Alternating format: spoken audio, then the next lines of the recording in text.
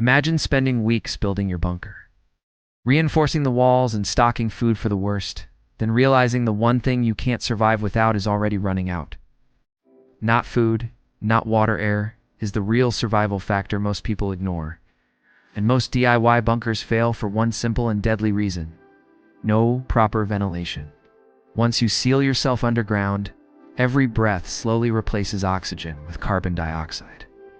And without a system to bring fresh air in and push toxic air out, your bunker becomes a trap within hours. It doesn't matter how strong your structure is or how much money you spent if your bunker can't breathe. Neither can you. The scariest part is that most people don't even realize this mistake. And by the time they do, it's already too late. But here's the good news: you don't need expensive military systems to fix it. Because you can solve this problem with simple materials and the right setup. With a low budget, you can build a system that keeps air flowing and filters harmful particles. And it can still work even during emergency situations. That's exactly what this video is about: giving you a practical solution that actually works.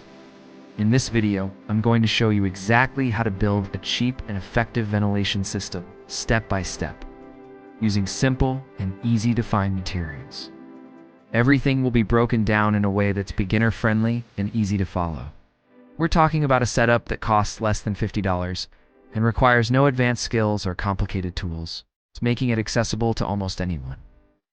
This isn't about perfection. It's about building something that works when you need it most. I'll explain how airflow actually works and where most people go wrong, so you can avoid those mistakes from the start. Understanding this alone can completely change how effective your bunker is. You'll learn how to bring fresh air into your bunker properly, and how to remove stale and dangerous air in a controlled way. This balance is what keeps your space safe and breathable.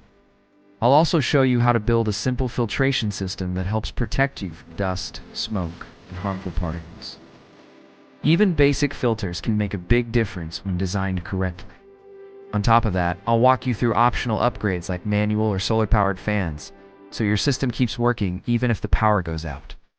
These small additions can massively improve reliability. By the end of this video, you won't just understand bunker ventilation, you'll have a system you can actually build yourself. More importantly, you'll have confidence that your bunker is truly livable. When people think about bunkers, they imagine strong walls and hidden entrances. But they often forget the most important thing: breathable air. Ventilation isn't just about moving air, it's about keeping you alive in a closed environment. A bunker is essentially a sealed space, and without airflow, it begins to fail almost immediately. Every breath consumes oxygen and releases carbon dioxide, which quickly becomes dangerous in an enclosed area. Ventilation restores this balance by bringing in fresh oxygen and removing harmful gases, making the space safe again. It also controls temperature and humidity, preventing heat buildup and moisture problems. Without airflow, your bunker can become hot, damp, and filled with mold or bacteria, turning it into a health risk instead of a safe space. That's why ventilation is not optional, it's essential for survival. Air is always moving, even when you can't see it, and it responds to temperature and pressure differences. Warm air rises while cooler air sinks, and this natural behavior can be used to your advantage. By placing an exhaust higher and an intake lower, you create a natural airflow cycle that works even without electricity.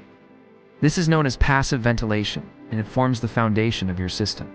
However, in tight or underground spaces, natural airflow may not be enough, which is where fans come in to assist movement. Even a small fan can significantly improve airflow and efficiency.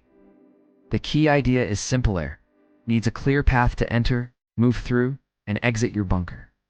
Ventilation isn't random openings. It's a controlled system designed for consistent airflow. When it comes to materials, the focus is not on expensive equipment, but on functionality and purpose. Each component in your system plays a specific role in maintaining airflow. Pipes act as pathways for air, and materials like PVC are cheap, lightweight, and easy to use, making them perfect for DIY builds. Mesh screens protect the system from insects and debris.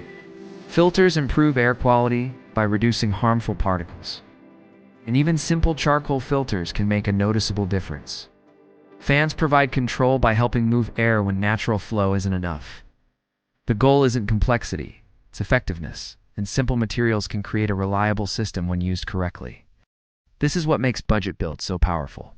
Planning your system is where everything comes together, because airflow must be guided, not left to chance. You are essentially designing how your bunker will breathe. The placement of intake and exhaust determines whether your system works efficiently or not, and poor placement can lead to stagnant air. If they are too close, air won't circulate properly. Good planning ensures that fresh air reaches the areas where it's needed most, especially where people spend the most time. It also helps avoid common mistakes that reduce efficiency. The intake system is where fresh air enters your bunker, making it the starting point of your airflow cycle. Its placement directly affects air quality and overall performance. By placing it in a cool, clean area and adding mesh and filters, you improve the quality of the air entering your space. This helps prevent problems before they even begin. The intake sets the direction of airflow and supports the entire system, ensuring a steady supply of fresh air. Every breath inside your bunker depends on it. The exhaust system removes stale and contaminated air, completing the airflow cycle and maintaining balance. Without it, fresh air cannot replace old air effectively. By placing the exhaust higher, you use natural heat movement to push warm air out, creating continuous airflow. This removes heat, moisture, and harmful gases. Adding a fan can improve this process and give you more control over airflow.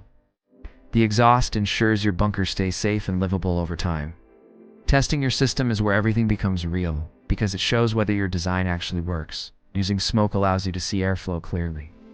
If the smoke moves smoothly from intake to exhaust, your system is functioning properly. If not, you can make adjustments and improve it.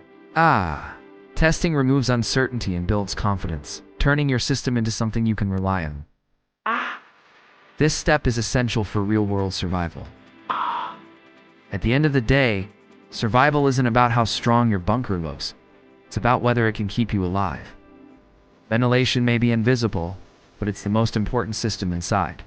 If you follow this, you now understand how to build a reliable system without spending a lot of money. Cheap doesn't mean weak, and simple doesn't mean unsafe. Your bunker should be more than a place to hide. It should be a place where you can live and breathe safely. And that starts with proper ventilation. So take this knowledge, apply it, test it, and improve it step by step. Because this is one part you cannot afford to get wrong. And if you found this helpful, subscribe for more, because this is just the beginning of building a complete survival system.